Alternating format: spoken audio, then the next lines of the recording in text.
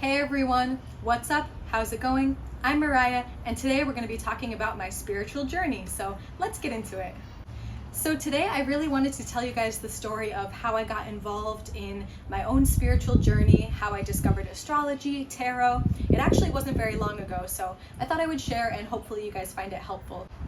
While I'm talking with you guys, I thought I would finish up this painting. It's pretty much done, but I want to go over some of these areas again, just to give it another layer so that the white paint is very opaque. Normally I'm not good at multitasking. It's really hard for me to draw while I'm talking, but I figured this is more like coloring and I can stay in the lines, so hopefully I can finish this today. I actually just did this pour painting last week in my last video, so if you missed that one, go check it out and see how I made the backdrop for this piece. I really liked it a lot when I first poured it, but once it dried, I just thought it was a little bit boring, and I had an idea to paint a white mandala on top of it, and I really love the way that it looks, so I'm happy that I did that, and I can't wait to see who wants to pick up this piece once it's done. So I just started my spiritual journey about a year and a half ago. I remember it was last winter, 2021, and my sister showed me some videos on YouTube that she had found and started watching by Gem Goddess. I will link her channel down below. She's awesome. She's a tarot reader, and basically she shows you 4 or 5 piles of tarot cards and you pick the one that you feel the most drawn to. And she also puts crystals on there to kind of help people decide. When I first found the channel and watched one of her videos, I was very skeptical.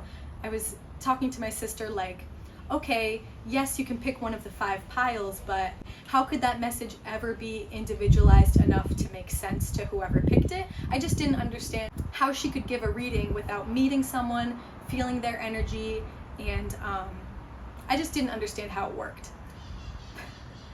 So the first few videos I watched, I didn't really feel connected and I didn't understand how to pick a pile.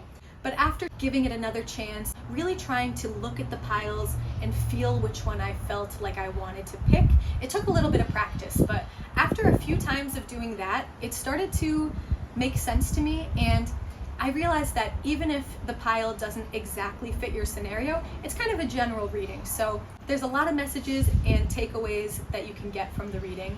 And a lot of spiritual people say, take what resonates and leave the rest. So try to listen for a message that makes sense to you and that you feel can help you. But if something doesn't apply, then just, don't even think twice about it. She does a really good job with the readings. She speaks so well. I highly recommend checking out her videos if you're new to tarot or spirituality. So when she does her readings, some of the cards that she pulls references either zodiac signs or other planets, things like that. And it just got me interested. It kind of made me realize that maybe there was a little bit more to astrology than just your sun sign like I had thought. So I went and did my own research and I found something called a birth chart, which if you don't know, a birth chart is basically it's a picture of the sky of where the planets are in relation to where you were born. So you have to know your exact birth time, place, and basically it's like a snapshot of the sky at the moment that you were born. It's really important to have an accurate birth time too, because that determines your rising sign and it sets up all of the houses in your chart. So it's really important to know exactly what time you were born if you're going to do this. There are a lot of really good free online tools to make your own birth chart. I recommend astro.com. So in reading about my birth chart, I learned that you have a big 3. So not only is your sun sign really important, but your rising sign and your moon sign are also very important. Anyway, I don't want to get too deep into all the basics of astrology. I'll make another video about that if I can. But basically what the birth chart showed me is that there was so much more to astrology than I had realized. And when I was reading the interpretation of what those planets in those signs and in certain houses, that unique combination of where the planets were in the sky when I was born told me so much about myself. And as I was reading it, I was just amazed at how accurate it sounded and how seen I felt. They put into words a lot of things that are really difficult to explain. So once I read that, my mind was blown, and I love learning, and I'm a Leo, so I love learning about myself and talking about myself. So I was really excited to do some research. I started reading books on astrology. I started listening to podcasts. I kind of dove right in. Once this world opened up to me, I wanted to learn as much as I possibly could. So this was around probably January or February that I first found my birth chart, and it's really funny too because that was around the same time that I started going through a lot of changes in my personal life. I quit my job and I started my own business, and it just so happened that this lined up with when I found astrology. So looking back on that, that's very weird.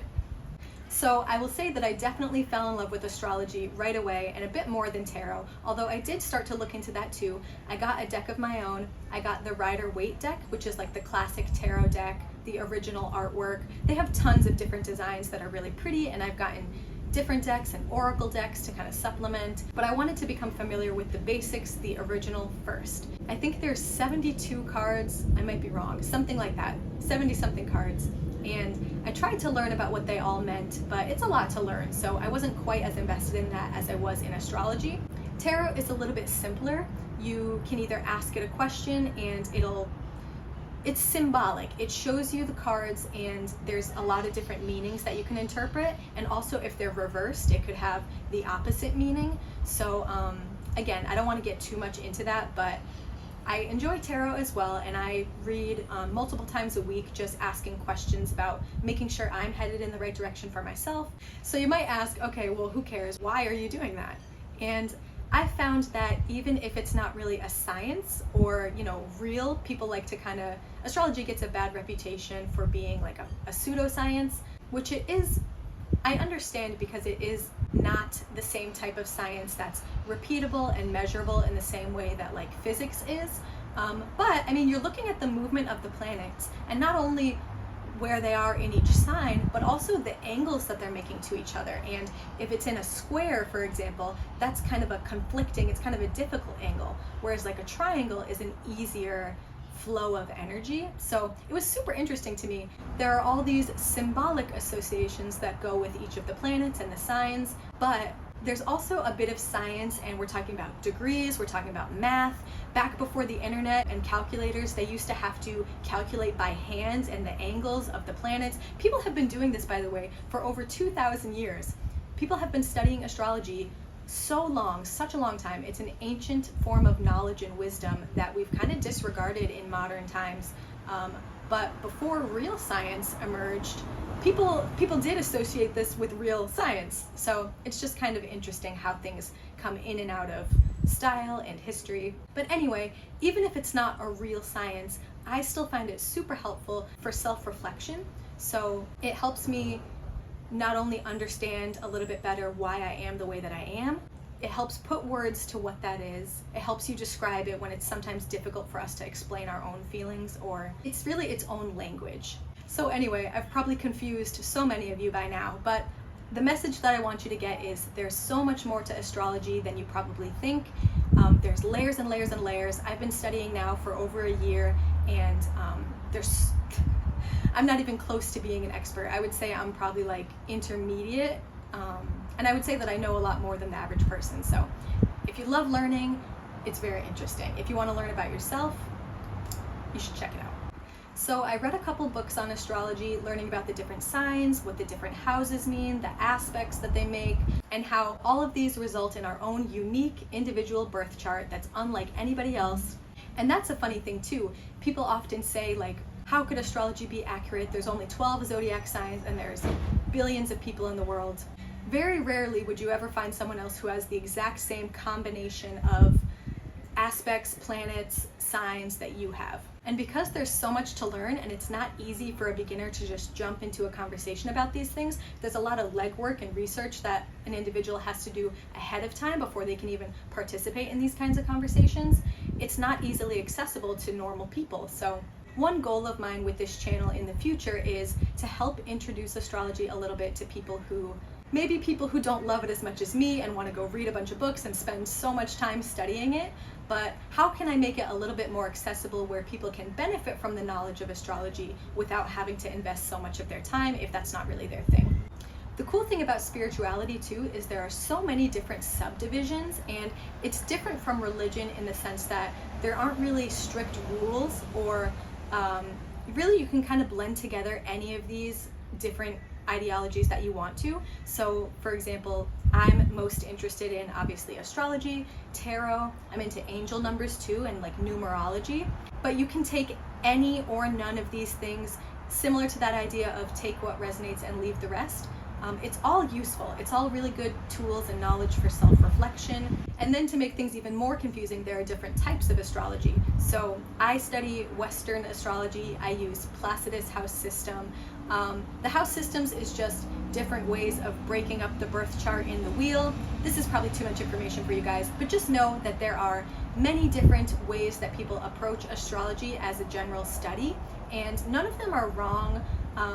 And because it's not truly a science and there's not a lot of research on it, it's really hard to tell which work better than the others. They all seem to work, especially if your goal is primarily self-reflection, like it is for me, at least at this time.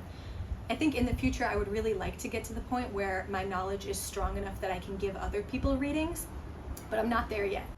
I would also really like to one day do some research of my own on astrology, probably just collecting data from people, learning about their placements and how they answer questions. I have a bachelor's degree in psychology, so it makes sense that this is interesting to me too. It's a different way of approaching the human psyche, how people think, why people act the way that they do, and one day I would love to kind of blend those two fields and do some correlational research. So it's definitely a journey. I'm still learning. One way that I want to continue my studies is I joined a local astrology group here in LA. There's a group that meets in Santa Monica and they also meet over Zoom. So I would love to start attending those meetings and hopefully meet some people who I can talk about astrology with. Some of my friends here know a little bit about it and that's really fun to talk with them about, but they don't know as much as I do, and I would just love to have a really deep conversation with someone else who gets it the way that I do. And I have to tell you guys too, my spirituality has increased so much since coming here to LA. I really feel a lot more aligned. I think my mind is in a better place. I've been exercising more. Just everything's kind of coming together better than it was when I was there. And that kind of shows me that I made the right choice and I'm in the right place now.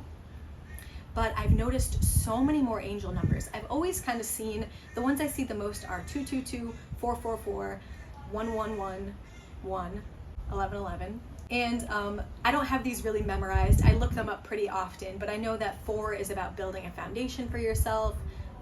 2, I'm a life path number 2. Again, this is so much information for you guys, but I'm not an expert.